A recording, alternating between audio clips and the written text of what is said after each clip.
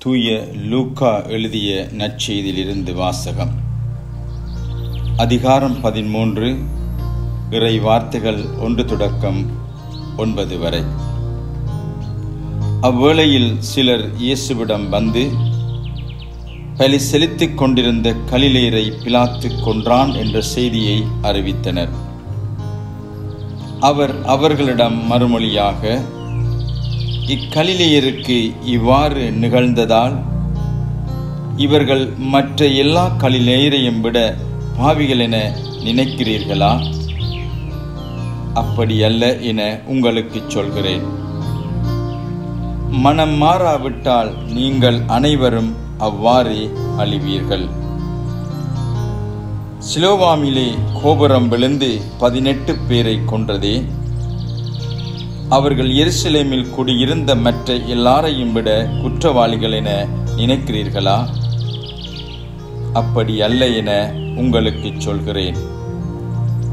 மனம் மாறாவிட்டால் நீங்கள் அனைவரும் அப்படியே அழிவீர்கள் என்றார்.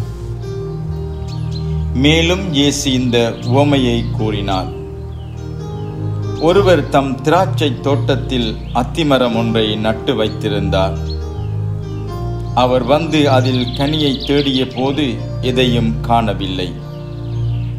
எனவே அவர் தோட்டத் தொழிலாளரிடம், பாரும், 3 ஆண்டுகளாக இந்த அத்தி மரத்தில் கனியை தேடி வருகிறேன், எதையும் காணவில்லை. ஆகவே இதை வெட்டிவிடும், இடத்தை ஏன் அடைத்து கொண்டிருக்க வேண்டும் என்றார். தொழிலாளர் மறுமொழியாக, ஐயா, இந்த ஆண்டு இதை விட்டு வையும். நான் இதை சுற்றிலும் கொத்தி எரி போடுவேன். அடுத்த ஆண்டு கனி கொடுத்தால் சரி, இல்லையானால் இதை வெட்டி விடலாம் என்று அவரிடம் கூறினார். இது ஆண்டவர் வழங்கும் அருள்வாக்கு. கிறிஸ்துவே உமக்கு புகழ்.